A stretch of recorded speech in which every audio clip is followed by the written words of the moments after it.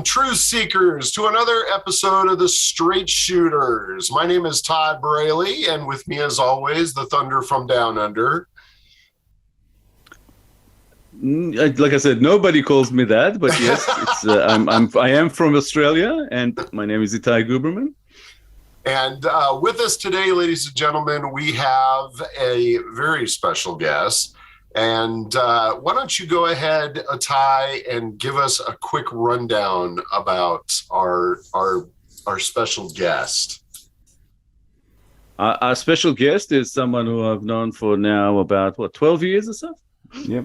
Yeah, and I've done a lot of work together before MyIndie and on MyIndie productions. And he's a writer, a director, an actor, an asshole. Sorry, no, he's all of those things. I'm not an actor. I couldn't resist. Yeah, I'm not an actor. But yeah, everybody, welcome, Asaf Angel.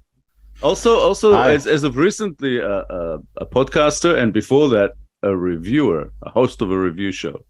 Yeah. So, yeah. And he does pretty all of those awesome things. reviews. Yeah, a lot of things. Yeah. So, hi guys.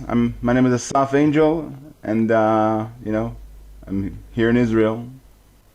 Yep, the man, the hair, the legend. Yep. It's the All hair of that. first. It's like when he takes those headphones off, it's going to go. That's what they're there for. Yeah. I just we call that a Jew fro. I want to contain myself in the frame. Yeah. Otherwise, you take your headphones off, everything's gonna cut off on the top and on the sides and stuff. So, I've actually never met Asaf before. I mean, before today. He's reviewed how many? He's only reviewed one of my films, but Silence. But Silence. Silence. And but he's done a lot of reviews, and his reviews are, if you go to MyIndie Productions and then look up in the reviews area, the reviews number one under MyIndie review vlog. MyIndie review. No, I was just going to say, MyIndie review vlog is one, and there's also some written reviews as well. Right. So, but in the video reviews, I just have to say I've watched quite a few of them. He's honest. He's good about talking about indie projects and reviewing them in such a way that when you walk away from him, even when he is criticizing, you don't feel like you're getting your ass kicked by a reviewer, because a lot of reviewers, and I've run across a handful of them, that just want to completely rag on your project if it's not up to their standards. And I just, as somebody who's had a project reviewed by him, when it was over, even though I know there was some criticisms in there, you don't feel like somebody just like stepped on your heart and your hard work and smashed it all around and just said, yeah, it's. Yeah. No, that's not. Yeah. So yeah, I just Only do that behind the scenes. Yeah, behind my back, and that's good. That's okay. I'm okay with that. But yeah, Asaf, I mean, when you do your reviews, how do you?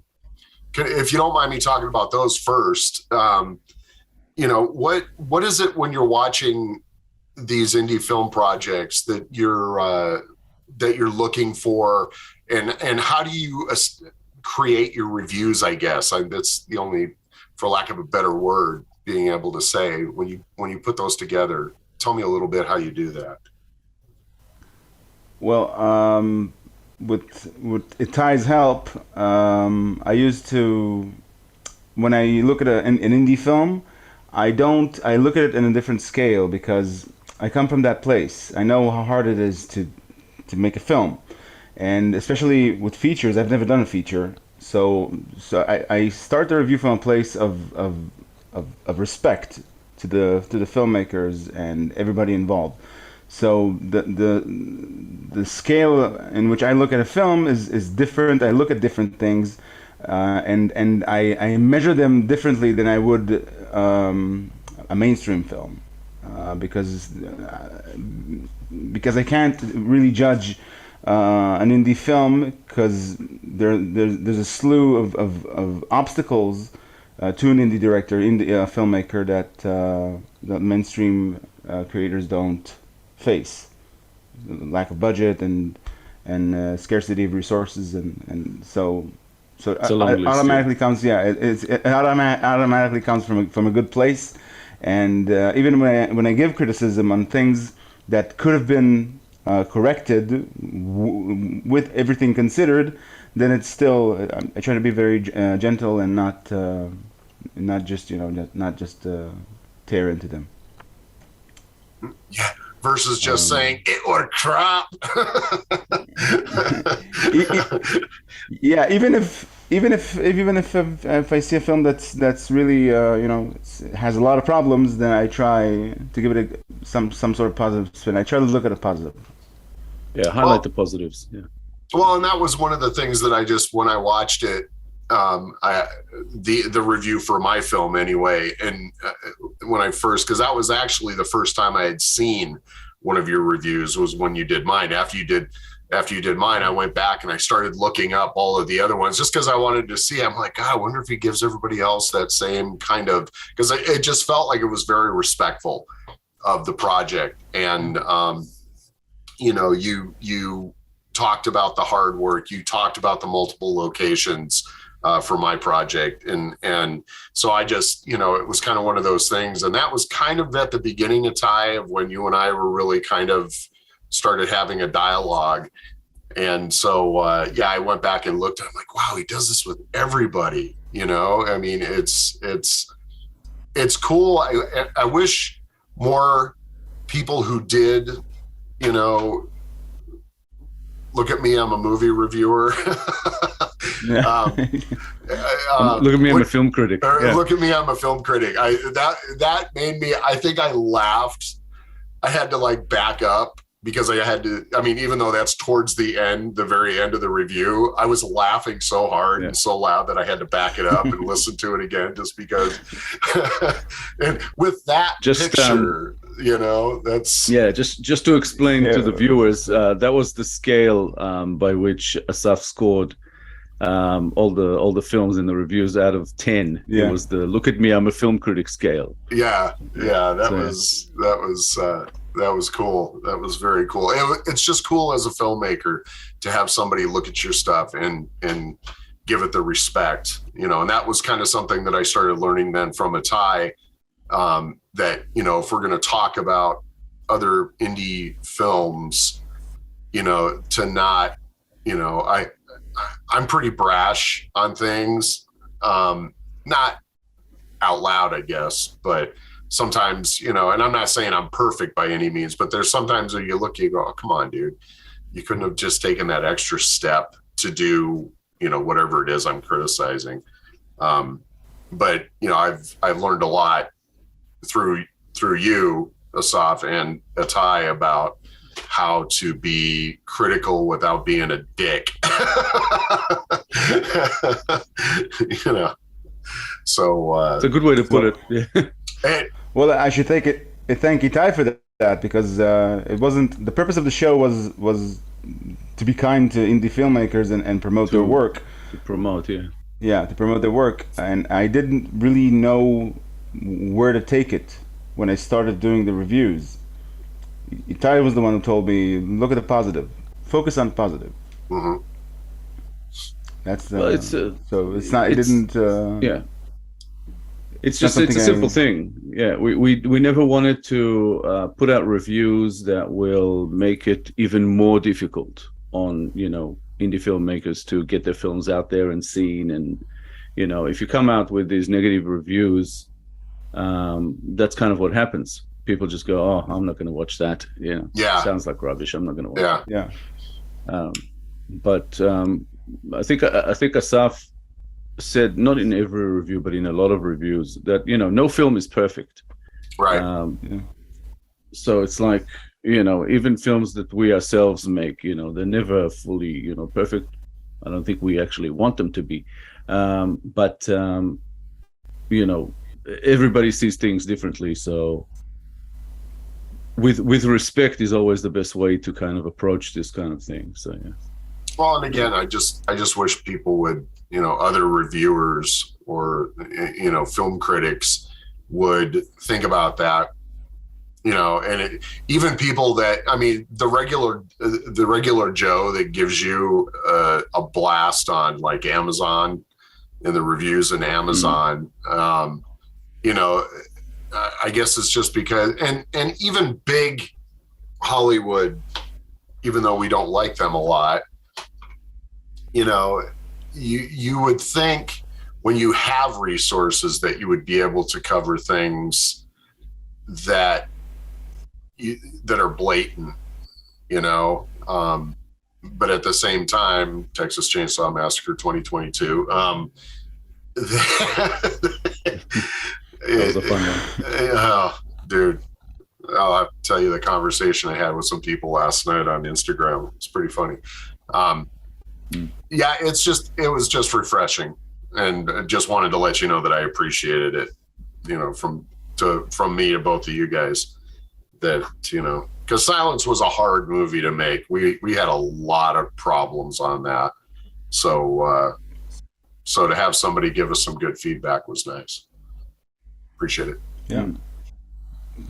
And I think people also don't, understand how hard it was even to make those reviews, So it's like if it was that hard for us to put those reviews together, on video and edit them and all the rest of it. Right. Right. It's however many times more, more difficult to actually make a film. Yeah. So. Because it comes from a place I don't really know what you went through. I can imagine it was extremely hard, and I have like hints throughout the film. See, multiple locations. That means the entire crew had to find those locations. They had to shoot in them, and many large cast, and so everybody needs to, a lot of preparation, and a lot of things have to go into it, and at the end you have to have a film ready. So that's, with respect to all that, you can't really.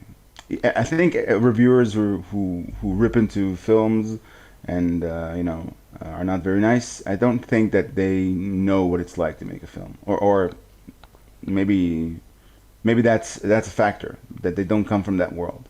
Right. Well, funnily enough, most of them don't.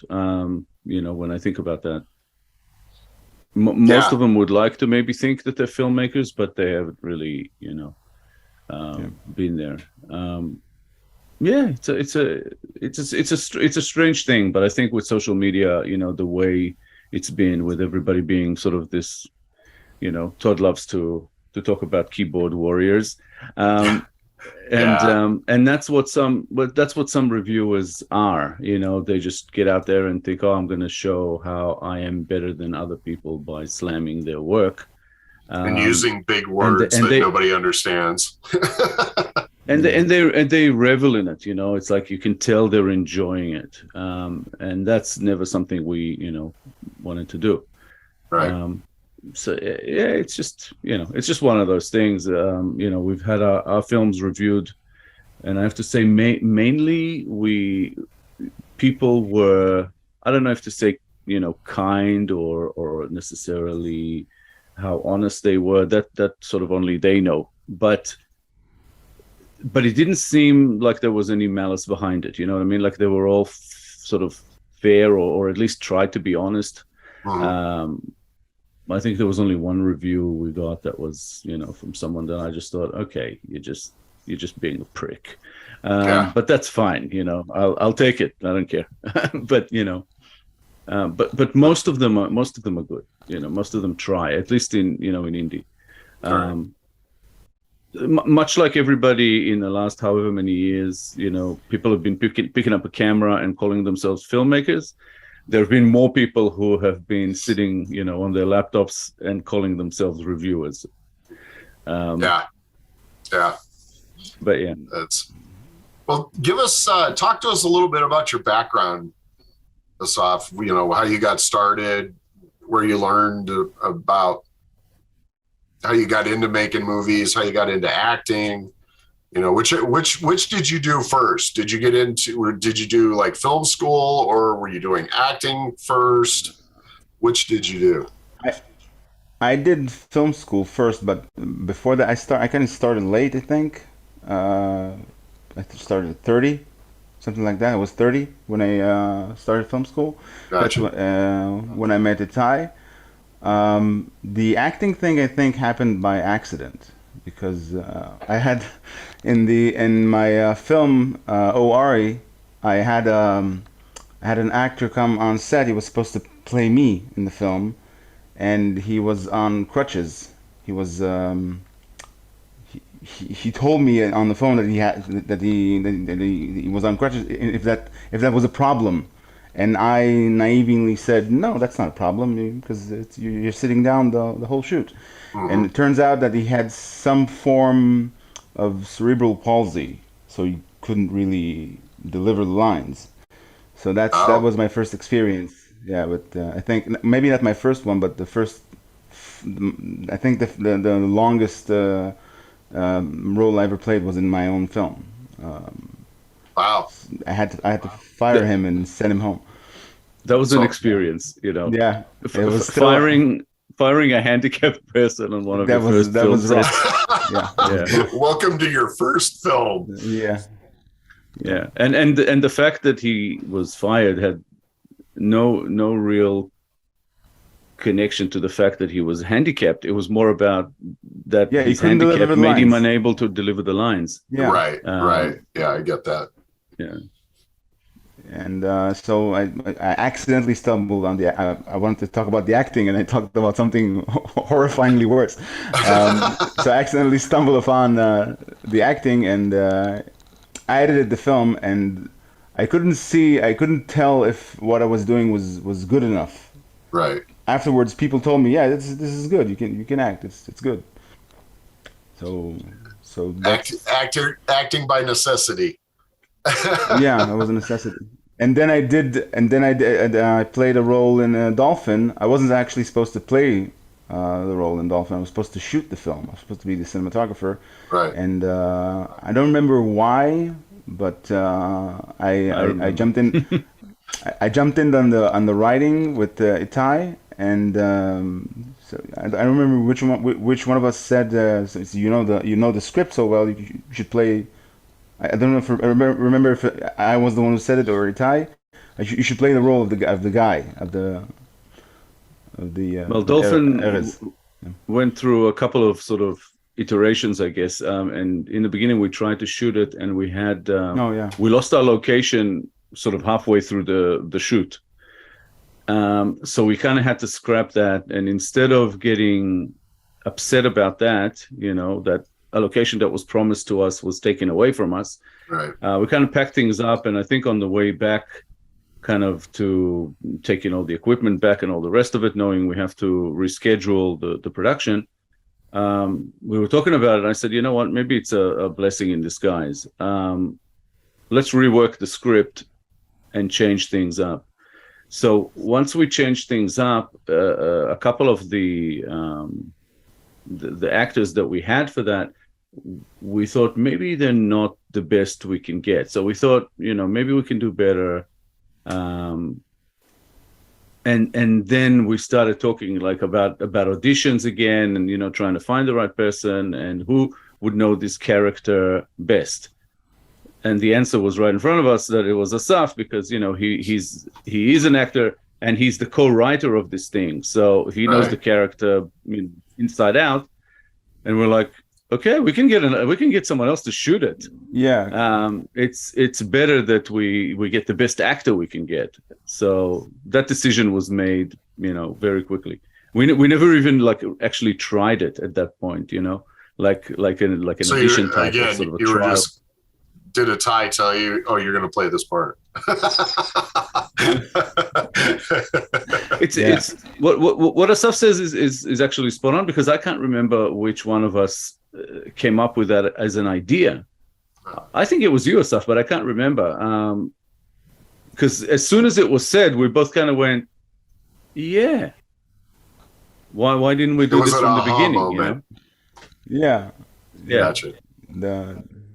And from there, it just it took off. Yeah. And once we cast Inbal Eisenberg to play opposite Asaf, it was just like once we started rehearsals, we knew that we were onto something. So Right. Yeah, I remember in the audition process, as soon as she left the room, I like her. She's the one.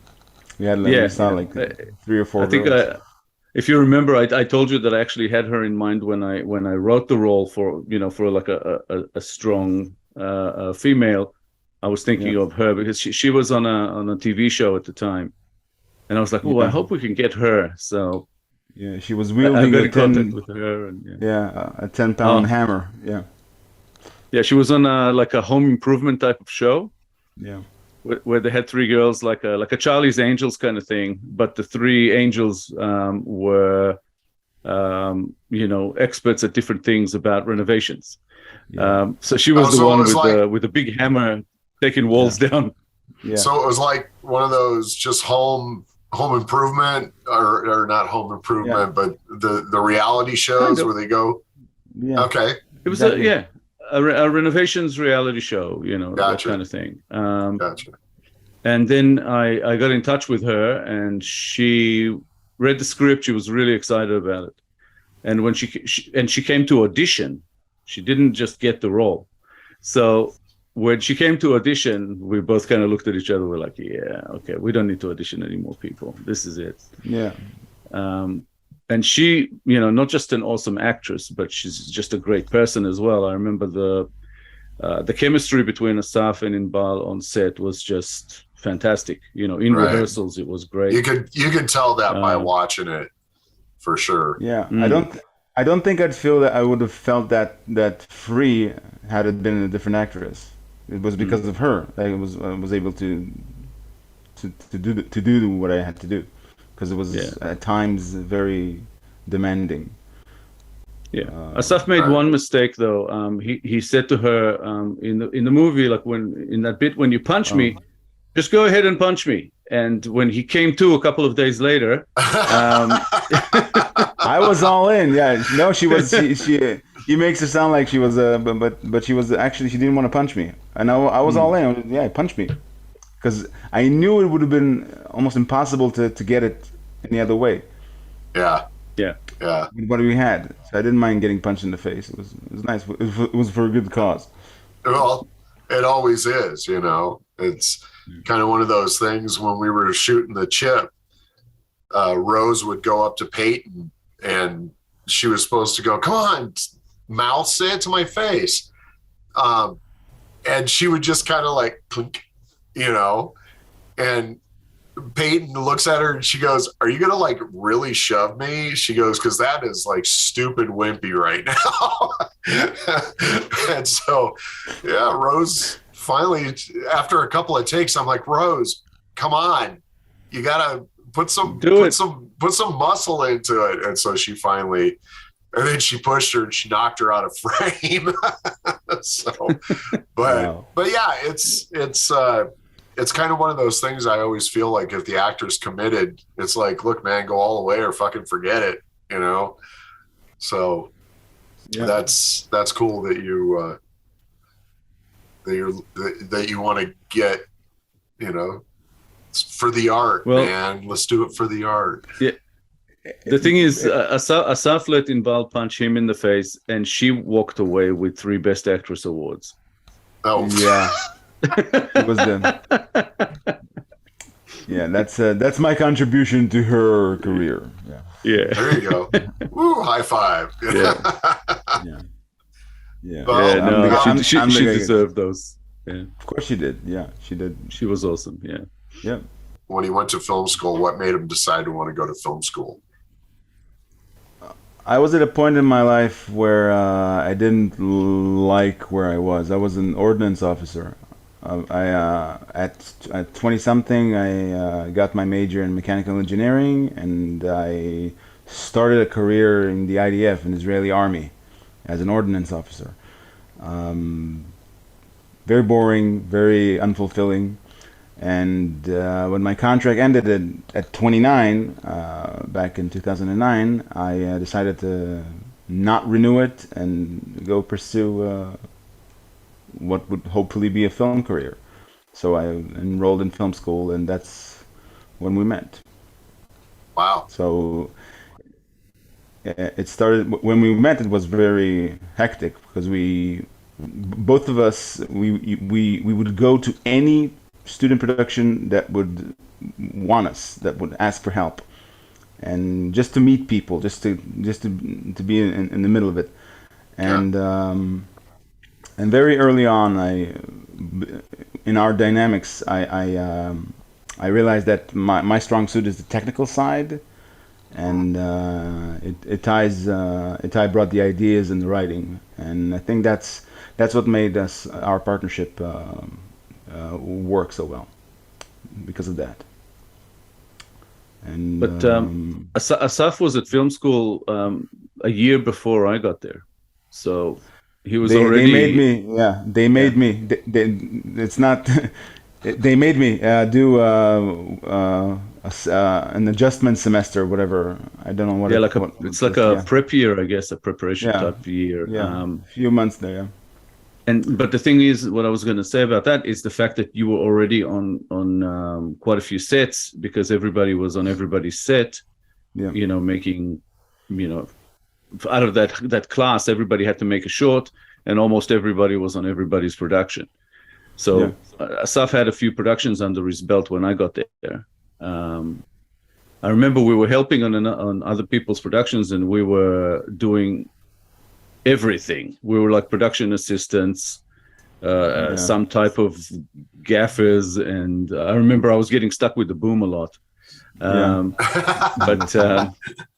But we did that to help others get their productions up and going, but also because I think we just wanted to do it. Loved the smell of a set in the morning, that kind of thing. And also we needed people to help us later. We needed friends.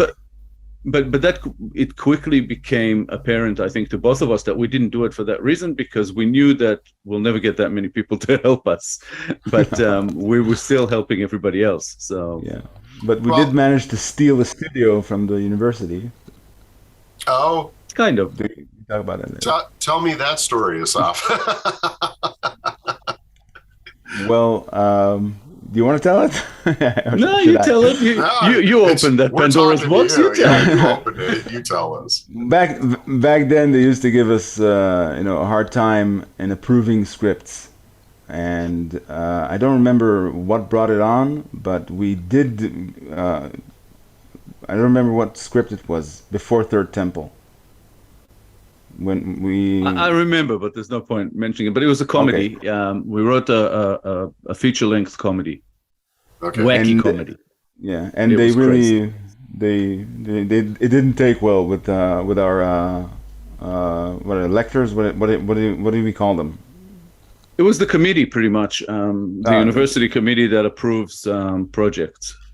Yeah, so Itai banged out the script for Third Temple in a day, I think, and then we fleshed it out, and but the reason for that, let's just we said we need to fill in the holes. We need to shoot something. We need to have the committee. Film.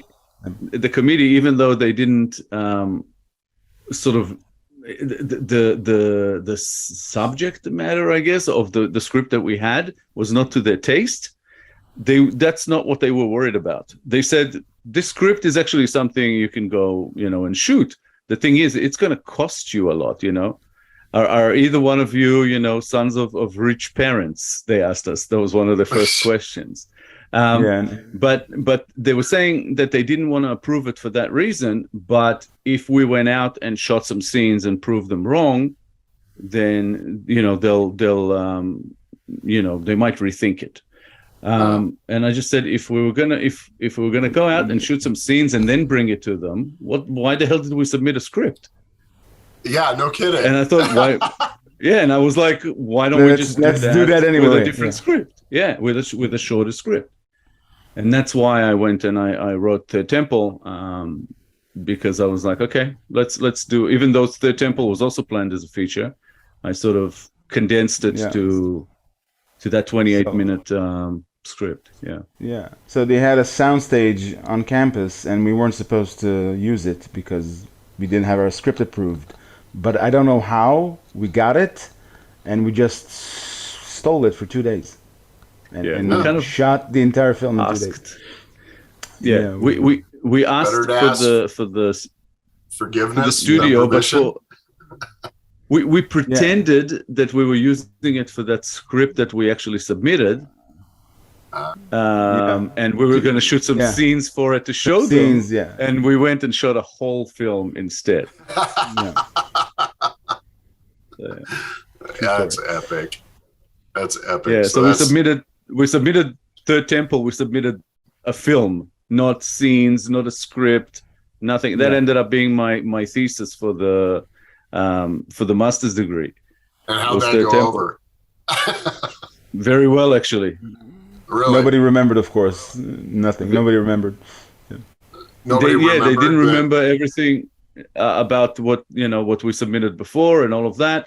They just looked at it as a fresh thing, and they were surprised at first that we were submitting a film, but after they watched it, it went over well. They're like, oh. I think because we knew that if we would have submitted a script like Third Temple, it would never get approved. And we were right. We were told that after, but they said since you submitted a film and it's finished, we're not going to make you. Yeah. I remember they were impressed.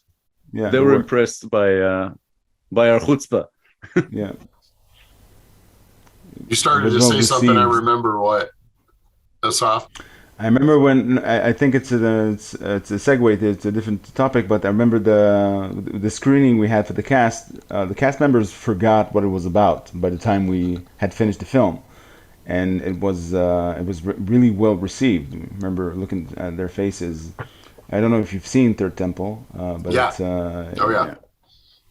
it's quite an experience to see it because it was made in a way where you couldn't really tell where it was going until it was over. So, it's definitely got that flavor. You were kind of like, okay, where is this? Oh, okay, putting everybody to sleep for most of it, and then hitting them with Well, I mean, go ahead. I was gonna say the actors, even though they read the script, they weren't all there for every scene. So when it gets put together, it's completely different. And some of them weren't there for some of the stuff that we shot anyway. We shot separate, but it was really a 2-day shoot all up. So once we finished shooting it, they all went on to their other projects and all the rest of it. And however many months later, when we finished the film, they came to the screening, and they're like, "We remember, it's political, it's a thriller," but they didn't remember the details. So when they watched it, I remember it was like, even though they were watching themselves, it was like they were watching something else. They're all like mouths open, eyes wide. I was like, okay, we got something here. High fives across the room. We actually, I remember we sat in on the screening sort of from the side, kind of peeking, and a lot of the times I can't remember with you, Asaf, but I had to walk out. I couldn't always like stay there. I couldn't see it. It was I don't think I don't think I sat through the entire screening. I think most of it I was out. I was outside. It was nerve-wracking, just having people watch a film. It was like the first, I guess, kind of serious film, that we made, and in the audience there were not just the cast and crew. There were also some sort of reviewers and people who were from the university as well. It was I remember that was an experience the first time. And also we did a Q&A after that with someone who's a bit of a TV personality who was running, he was the MC sort of thing. Nice. And a lot of nitpickers in the crowd, people who we didn't know. Yeah. Who, just came to do what we were talking about before. To try to criticize. It didn't really work out for them though. But yeah, that was a hell of an experience. I haven't thought about it in a while. Well, let me ask you guys this, and Asaf, you can answer this first. I guess I just don't understand. I watched The Offer about the making of The Godfather on Paramount Plus, and I guess you know what? It's cool. It's fun. The timeline, some of the timelines on the series are off here and there, but it was a fun watch, especially if you know a lot about The Godfather. It was fun to be able to see, after the first episode of the show. Sorry for going on a tangent here, but even though the movie's done, it's been out, it's 50 years old, everything. I had such anxiety that this movie was not going to get made that I was just like, but no, they have to make it. It's already done. I've seen the movie, 100 plus times. Because that's the premise of The Offer, right? What if The Godfather would not have been made or something? It actually shows. I mean, it shows a lot of the shit that they went through to try and get that movie made. They didn't want Brando, they didn't want Pacino, they didn't want Coppola.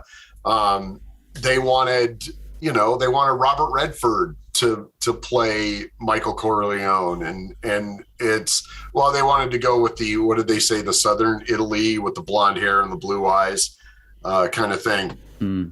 But in the show, they after they got the movie done and they were doing a preview of it, and it wasn't the premiere, it was just a kind of a preview. They were showing a handful of people, and Coppola he would never go in and watch his movies. Hitchcock, same thing, would never go in and watch his movie. I don't know about you guys. Well, obviously that's part of my question.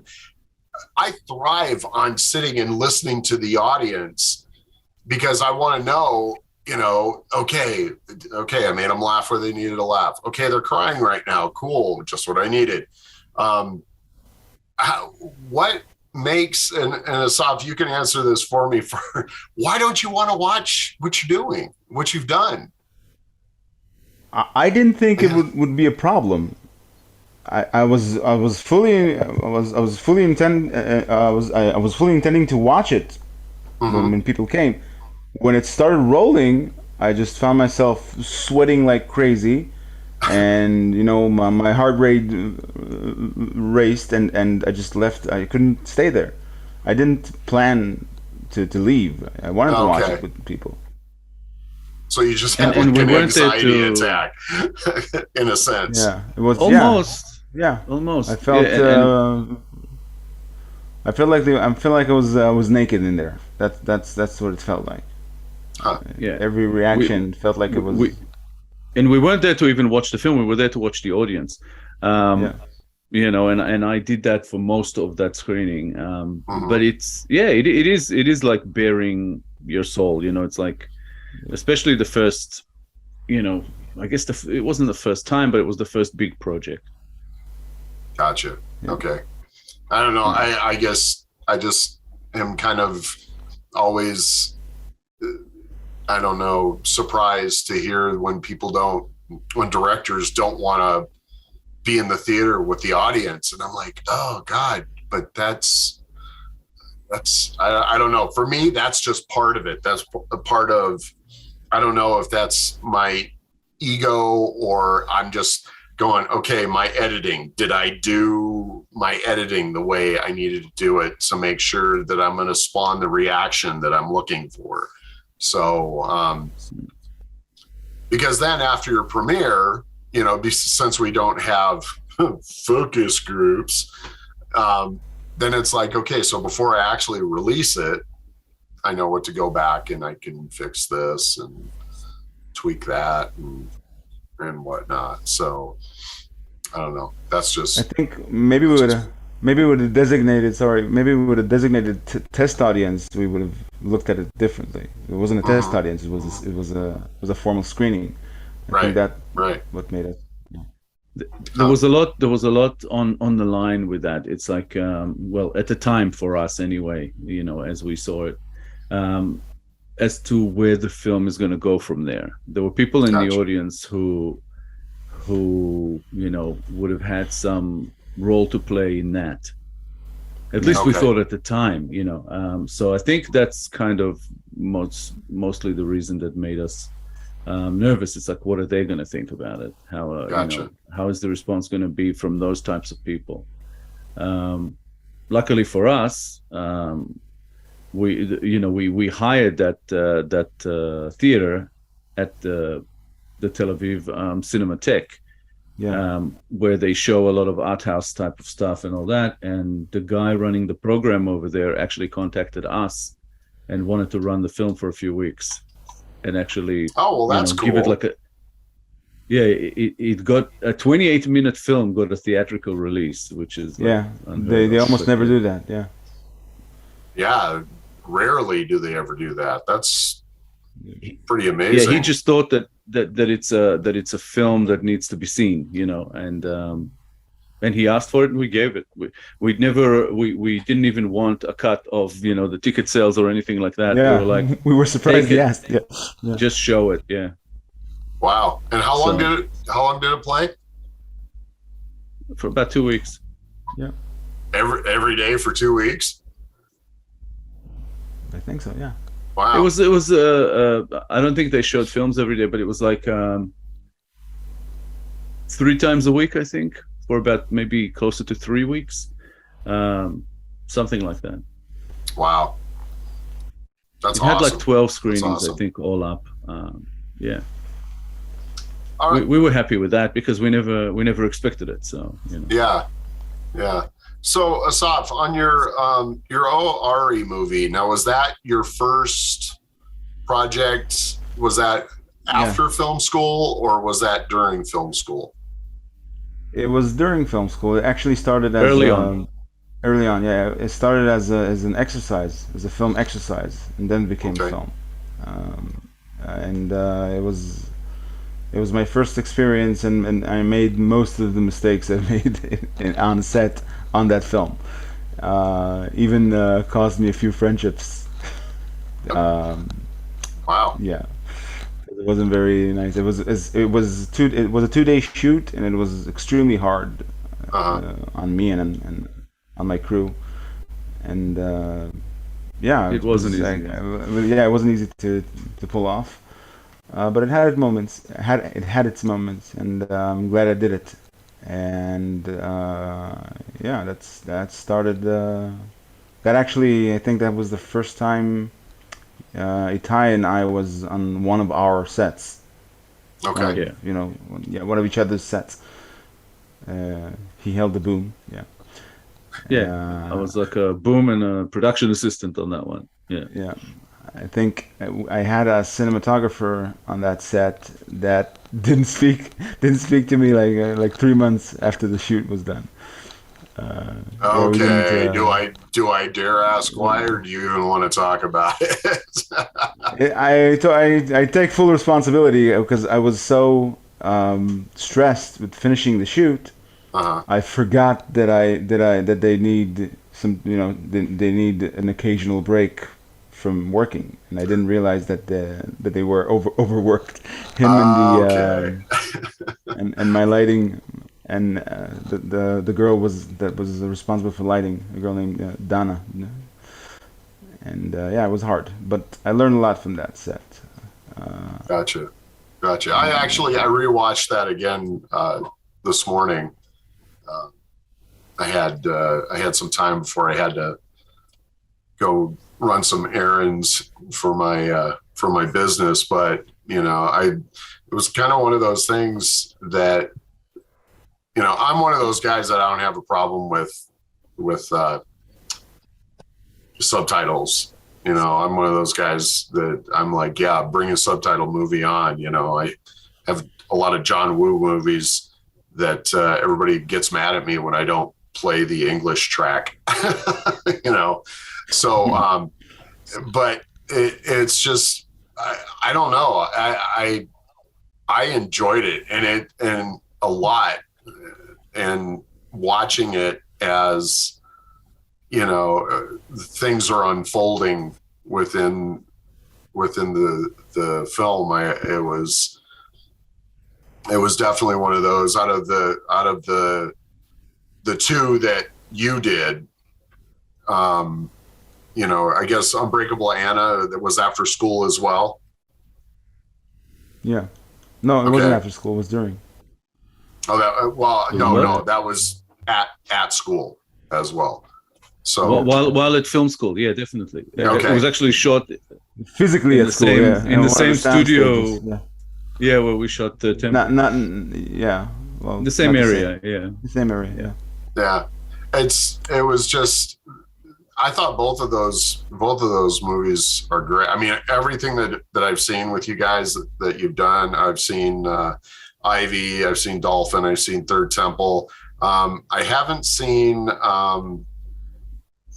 the what is that? Bruce Springs.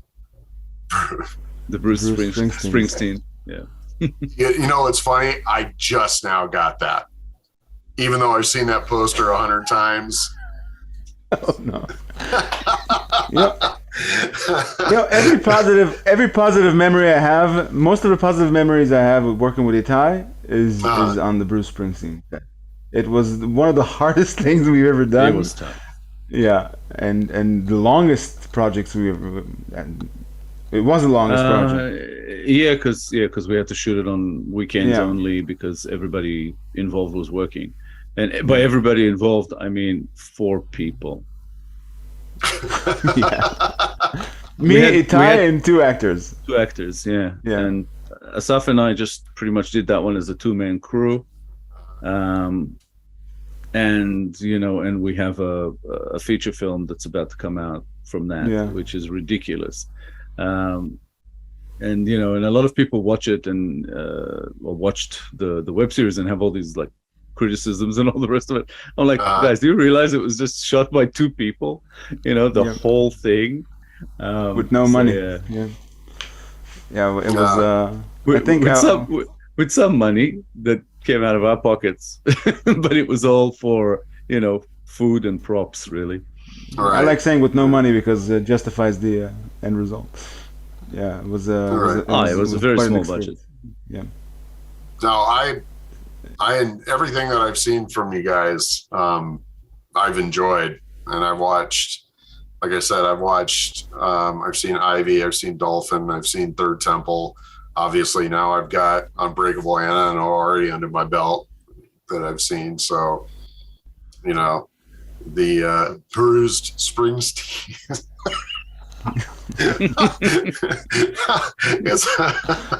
it's hard to I just got it now. That is so funny. I haven't seen that yet. People ask me a lot, like, why that name? And I always say to them, just say it really quickly.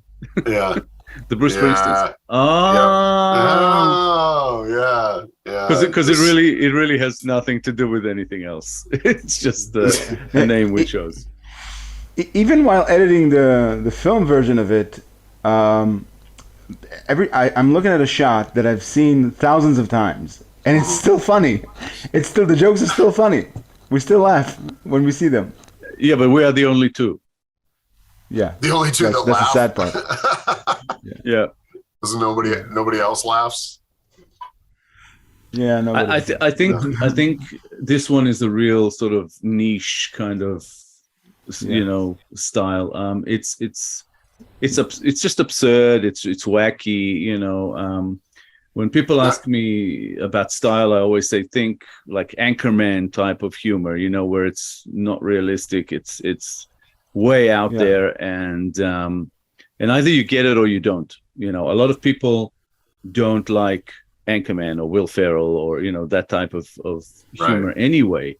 But I always say, if this film had Will Ferrell and I don't know Zach Galifianakis or someone in it, it would have been a lot better sort of accepted by people. So people don't really want to give something a chance sometimes because it's indie, and I think that's what this one sort of suffered from. As far as people's reactions to it, but right. But now, what the soft German? I haven't seen that one yet. Do you?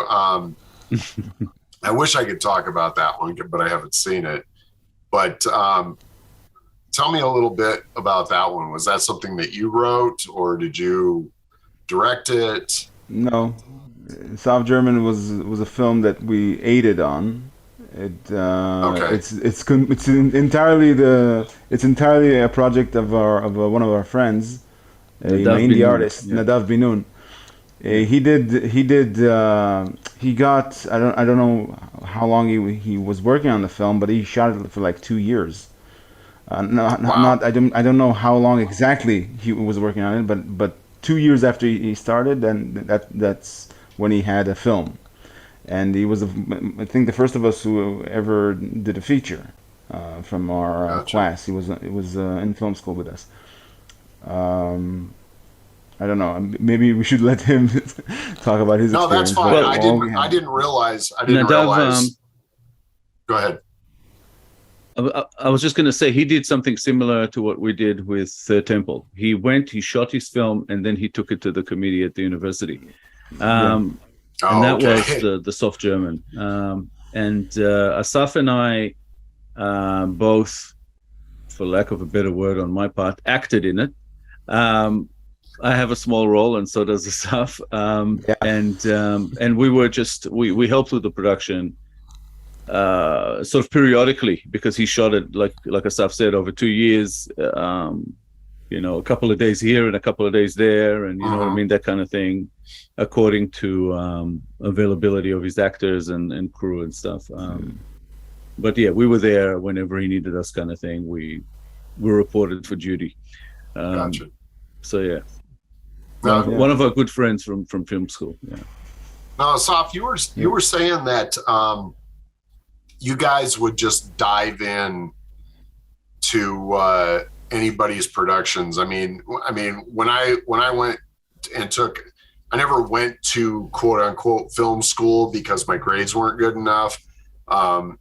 So I had gone to film school on Saturdays when I was in high school, because my art teacher had given me, she paid for it was like a scholarship thing for me to go to the Art Center College of Design in Pasadena, where just coincidentally they shot the interiors of the police station for Escape from New York. And so anyway, I in going there, I learned a lot of what I know now, but obviously that was in the 80s. And then in the early 90s, I took some directing classes from an individual, a gentleman named Jim Pasternak, who's a teacher at the LA Film School now. And that was something that I was surprised about, was if you did your project, everybody in class had to work on your project. Some people would somehow skip out of it and, I can't be there, which meant then, of course, everybody that did show up doubled down and busted their ass. But I mean, what gave you the push to want to be? Was it just wanting to learn, that you just decided, screw this, I'm going to dive into everybody else's project? Or was it something you had to do? You were just saying that. Could you explain your... Yeah. we kind of had a feeling, maybe we didn't say it out loud, but we knew that those sets were the actual film school. That's where the learning and everything and you know, the networking was. Right. And we were compelled to go to every production that would have us, on every set it would have us. So people used to ask us for help, and we would say yes before they would finish asking. Right. Just tell me what time I'll be there. Yeah. So that was part of the process, and I think that was the best part of film school for me, at least. I don't. I still remember being that. able to help I remember somebody else. Yeah, just being on set. Yeah, just being a part of the experience. And, we had a conversation about that, and I think one of the things that we both kind of said is that we would rather learn from other people's mistakes than make them ourselves, and this was a good way to do it, even though we still made our own mistakes. But that's a whole other story. Yeah, right. Well, sometimes worse mistakes. Yeah. Yeah. Okay, so you decided, Asaf, that you were just because you weren't happy with where your life was going at that point, that you decided to go to film school. Had you been a film person before that? Were you somebody who watched movies all the time, or tell me a little bit about that? Yes. I think it started when I was 10. I saw the Russian roulette scene in Deer Hunter. Deer Hunter? Yeah. Yeah. And it blew my mind. I didn't know it. I didn't know if they were acting or this was actually happening. I was 10, and it sparked something, and oh my God, Christopher Walken is dead. Oh my God, yeah, I know. Robert De Niro really hates that Asian dude.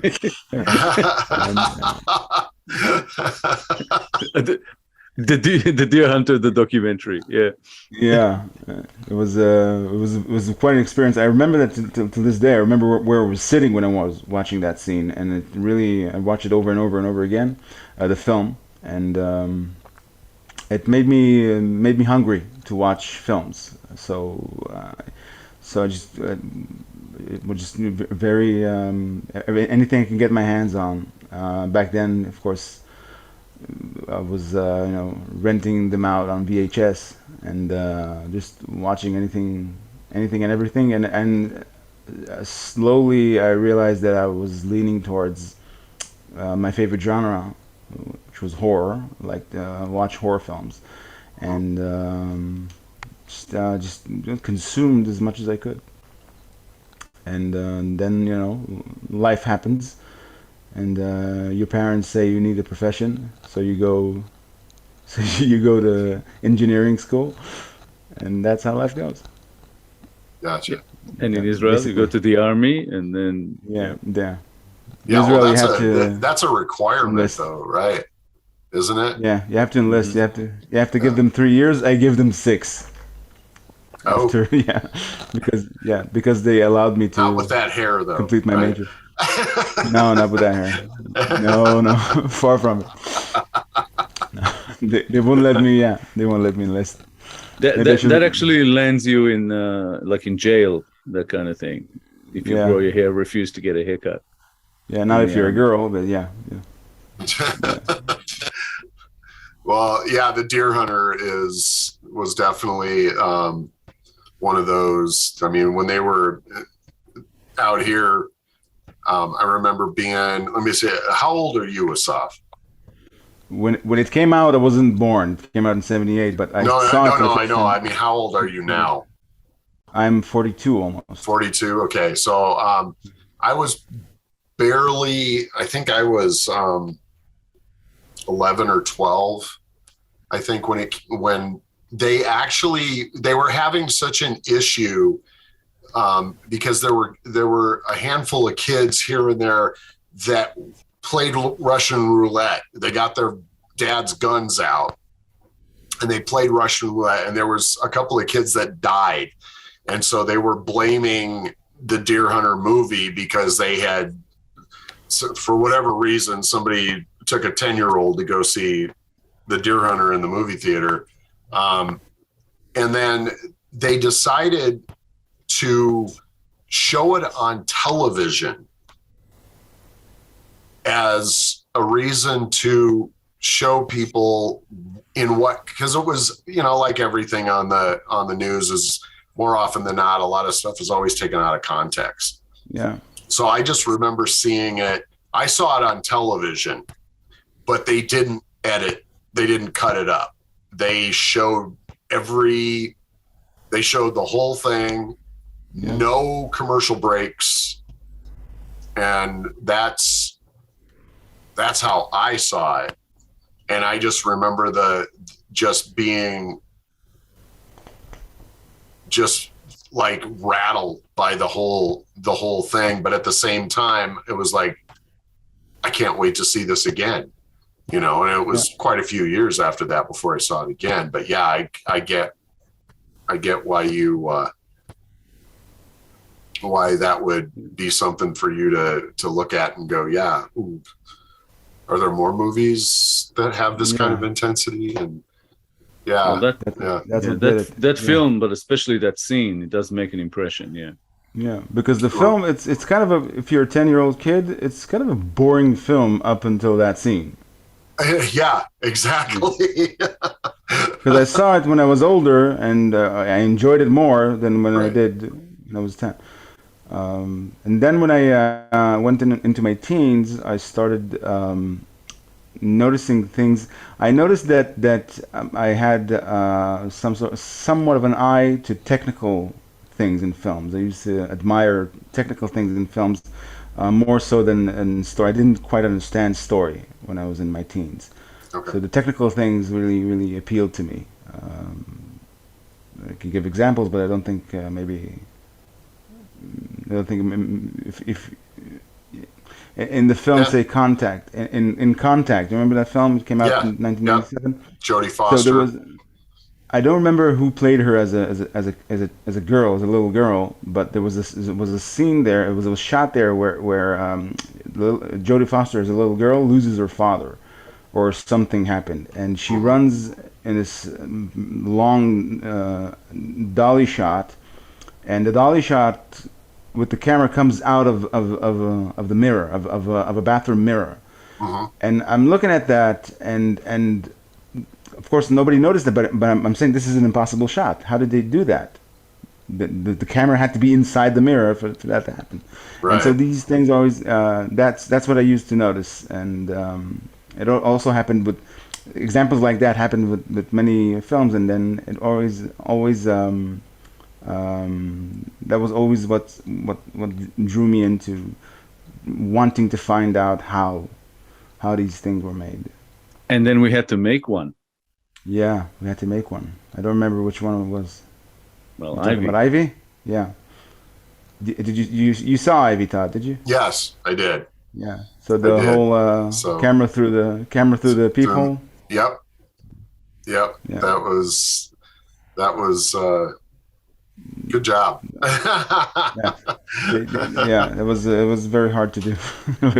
And I don't even remember how to do it. If I had to do it again, I don't even remember. That was the toughest. We'll have to show that we had to do. They told us we consulted our friends, which were they were more proficient than us in the technical Some people stuff. working well in the sort of professional industry. Yeah, they told us you should get a 3D artist. You should get a 3D artist for that. It's a very hard shot, and I don't even remember how we did it. Well, we actually looked for a 3D artist, and we actually got a quote for a price on doing that, and it was possibly as much as the whole production. And we thought, no, we're not doing that. Yeah. And I have to say, Asaf said, "All right, I'll give this a go," and he started trying out all these different things. And we actually had a friend who was an After Effects artist. He tried it and he couldn't get it done. And Asaf just kept trying things and then came and showed it to me. He's like, what do you think of this? I'm like, you can do better. I remember that. You can do better. I'm like, you can do better. And Asaf said, I don't think I can. I'm like, you can do better. And then one day he just brought it to me and I was like, this is it. Yeah. And it's just... Go ahead. No, I was listening to you. No, I was just going to say that's just that whole scene was a combination of Asaf's technical skills and me not willing to accept anything less than what we wanted for that shot, and believing that Asaf can do it. I think I believed it more than you did. Yeah, and I was like, I still you can do remember it. Yeah. I used. Do you know there's open source 3D software Blender? I use that. Yeah. Okay. If you know that. Yeah. I know that. And so that's what made it possible. And Well, to the day, people who are 3D artists and After Effects people ask me about that scene. How did you guys do that? And I'm like, if you're asking me, then we did well. They shouldn't ask me as well. I don't remember how I did it. I'll need at least a few hours with the source material to remember how I did it. The best part the best question that I get about that is from people who are not so much experts in filmmaking, who ask me, how did you get the camera to go through the peephole? They think that the camera actually went through the peephole. Well, I think the thing. Go ahead. No, sorry. I think the thing I'm proud of the most is when they asked me how to shoot. The cinematographer of Ivy's cinematographer told me how to shoot this thing so you can get what you need, and I had to guess what to tell him because I didn't know what I would be facing in post. I told him do the shot from inside the apartment and then do the shot from outside and make sure the heights are the same and the pace is the same, and I'll think of something. that was basically it.